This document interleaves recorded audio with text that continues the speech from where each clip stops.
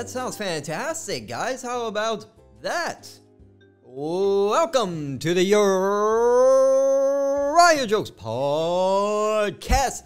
The podcast is less of a podcast, but more like a comedy show. But I can't really change the title, can I? Wait a second. I could probably just call it Uriah Jokes. Alright, this is no longer the Uriah Jokes podcast. This is the Uriah Jokes. This is Uriah Jokes. Oh, well. Hey, how about that? Nothing like changing the name. But hey, welcome to my show. And if you're new here, hit that like and subscribe button and smash that like button. Because if you don't do it, because if I don't say it, then you won't do it. Because nothing like waiting till someone tells you to do it, I don't really care if you hit the like button, but the YouTube algorithm does. And if we learned anything, you need to feed the machine. But my machine has a virus, so I don't have to feed it at all. Talk about a win-win. All right, this card's from last week. I think this one is too. Uh-oh. What have I done here? Should I be AOing still? Uh-oh. But hey, before we get the show absolutely started, I have an announcement to make. You know what? This announcement involves asking for money, so maybe tell a joke first. Let's do that one later. Do that one later. Oh, who wrote these? This is ridiculous. Oh, okay, here we go. People are like, Uriah, you're no longer in high school, you're no longer in university, because yes, I've been to all those things and I graduated all of them, which makes sense why I'm doing a public access no, not a podcast. What the hell is this now? It's Uriah. It's just me. I don't need to put a label on it. It's just me. And speaking of not being able to put a label on it, I do not put labels on my food because I eat my roommate's food. How about that? You will never go hungry with the right roommates. I think we're hunted. Yeah, I think we're hunted. There's no way it's me. It's not me. I've never paid for floss. I just use my roommates. Unless they weigh it, there's no way for them to know. So people are like, Uriah, when are you gonna have kids? When are you oh, excuse me. I didn't realize we're at a shortage of humans in the world. I better get right on it. Because I don't go anywhere without a crying baby around. Oh, you better have kids. But me, I don't want to have a kid because the last thing I want is that kid to be funnier and more successful than me. What the hell? I'd raise a heckler. I'd raise my own heckler. I don't want to do that. I don't want to be in the audience and then my son yells out a joke stealing my stage time. That's ridiculous. The only thing in my DNA that works is my comedy, and the last thing I want to do is be competing with myself. That's ridiculous. But hey, now that I have your attention.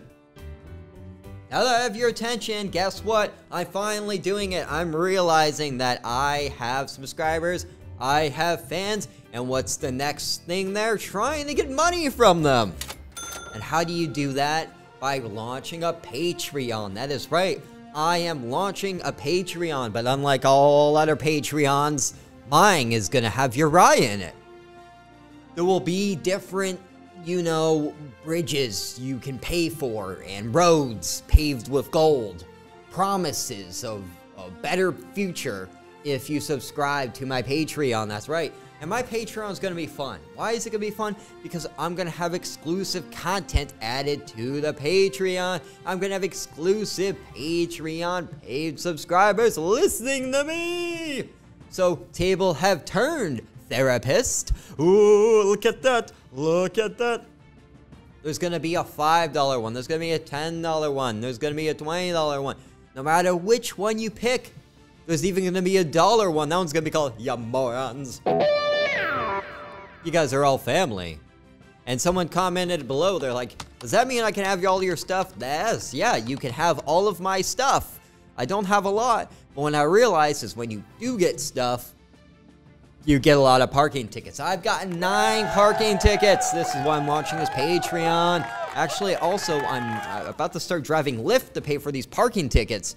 And I think we do not want Uriah driving Lyft around. And I think it says a lot about the current society we live in. The fact that I got approved for Lyft. So we gotta make sure this doesn't happen. So subscribe to the Patreon. No matter which one you get, you will have an exclusive video made by me thanking you. If you do the $5 one, you get a 5-minute long video of me thanking you. You do the $10 one, you get a 10-minute long video of me thanking you. That's right, 15 minutes. You get a 7-minute long video of me thanking you.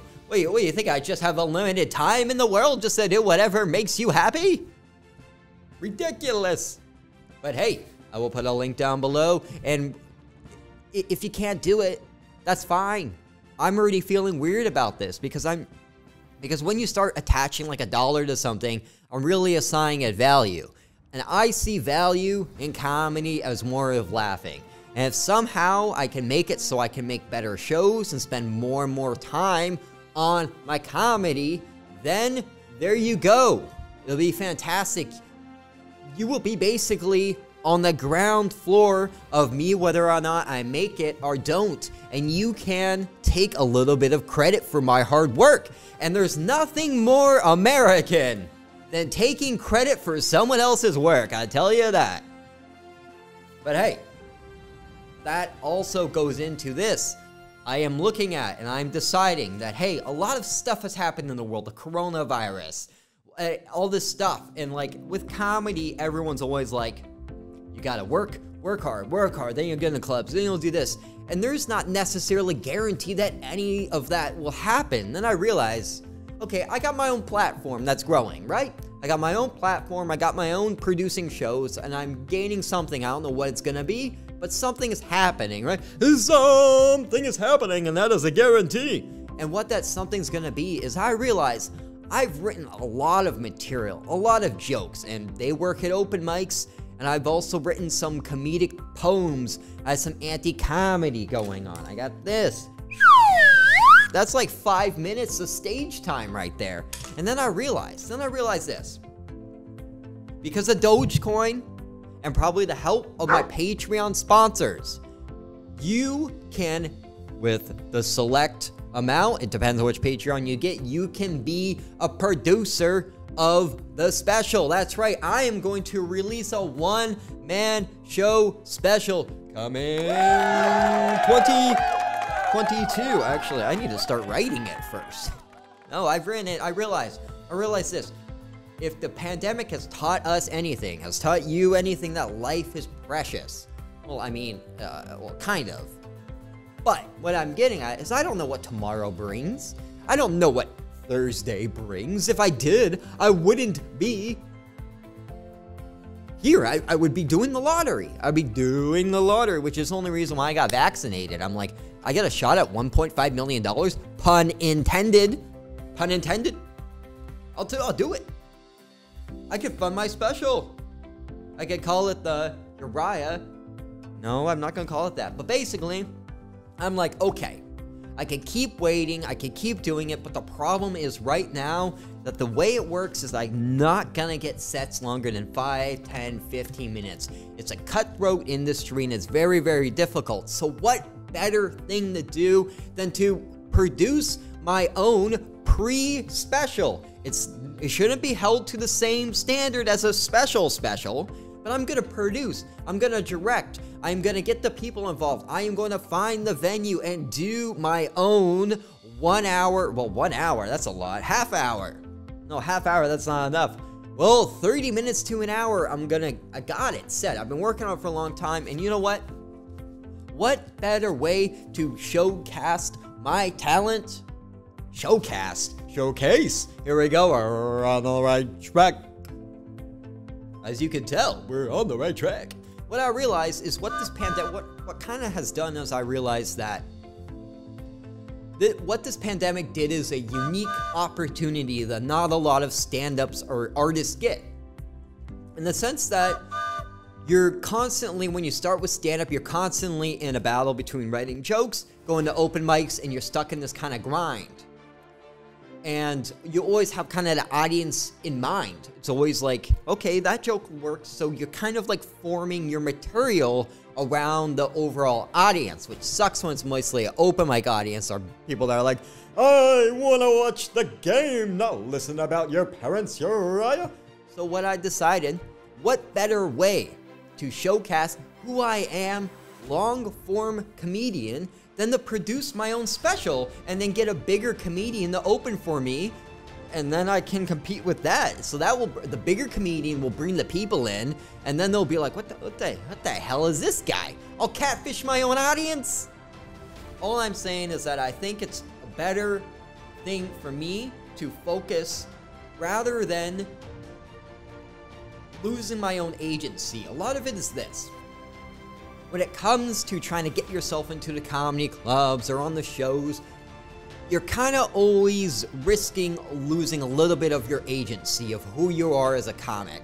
Like when you go on late night, you have to get jokes that are pre-approved by all these producers. So I'm thinking, okay, I got a unique perspective in the world. I believe I'm unique.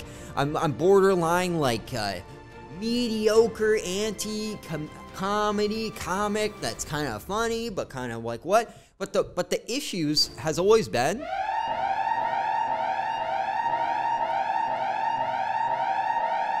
I have alarm for 2:47.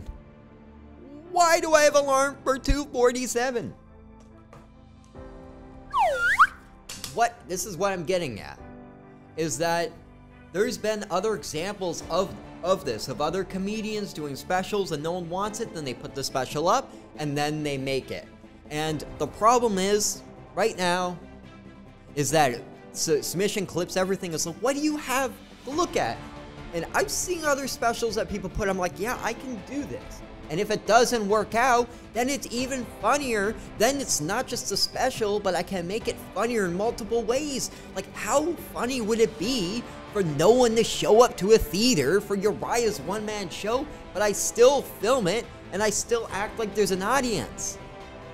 What we've all decided now is that, one, open mics, comedians don't need audiences, apparently, and comedy doesn't need to be funny anymore.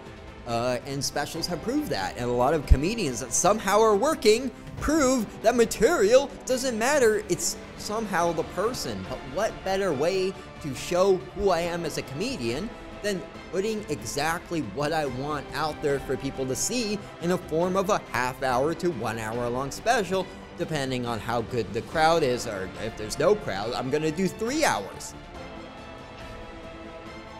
So look forward to that. It's going to be happening. I'm shooting for a date, which I won't say yet because that date will probably move. But it'll be great. This will give me, because what's difficult and what I think is really important in comedy is to always have a goal set. And that goal could be, I want to get into the club. But you don't know how realistic that goal is to get in, especially when it comes to, can you even get into clubs now? Like, coronavirus has changed a lot, and a lot of people view media.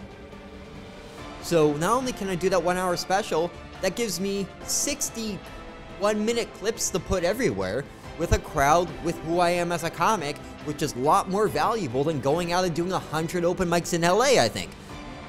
That's not to say that if you're a starting comedian that you shouldn't go to open mics, you should, but I think there's a theoretical ceiling you hit where you're not really getting as much as open mics as you normally would. But you know what? Theoretical ceiling, that's what I'll call the podcast, the special, the one-man show. But that's it. There we go. I got into the tangent. And that's another thing. I'm not married to the cards. If I want to go on a tangent, I want to go on a tangent. If you guys want to listen to me go on a tangent, then you will listen to, or you won't. Simple as that. The only thing would be is how to get people in the seats. It's like, do you want to see an anti-comedy experimental thing? Or do you want to go and get drunk again at Friday? You could do both both of them at once. You can get drunk and watch potentially the most amazing thing or the most treacherous thing. And that's the beauty about stand-up and the beauty about life is where is it gonna go? I don't know, but I need to make my own opportunities because the last thing I want to do is start knocking on heaven's door. Oh my God, why don't you help me out? I have no agency in life. I need to pray. That's not going to get anybody in with my critique of religion. That's not going to win anybody over. All right, everyone's getting NFTs. Oh, we're in the jokes.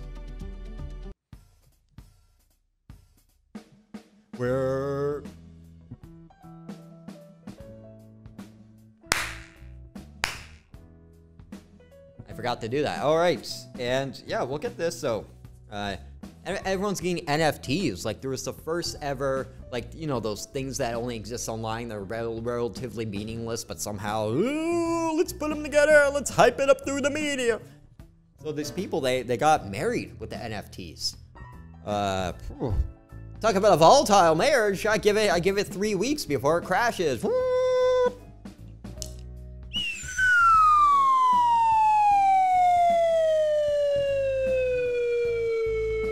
What happens if it goes up in price? Should they cash out? I cash out. Hey, honey, we went up $10,000. Should we cash out?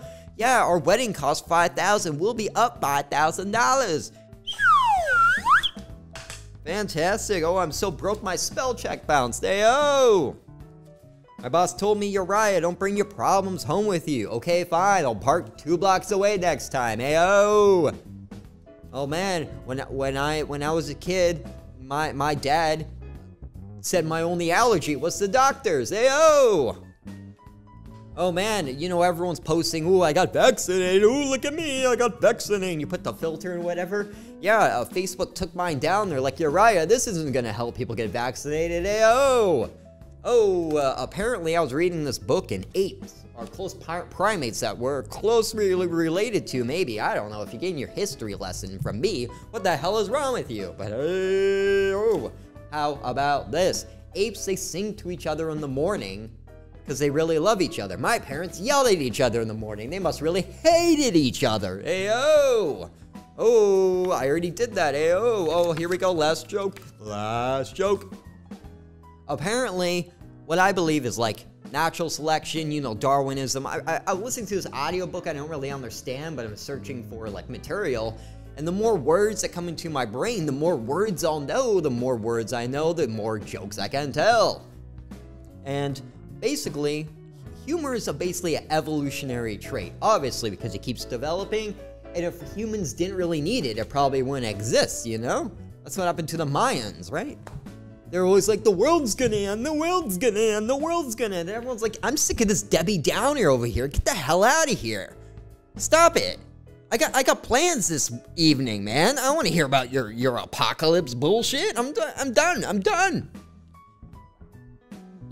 And me, and with natural selection, there's always like the component of physical beauty, which I clearly don't have in spades, which doesn't matter because I'm funny.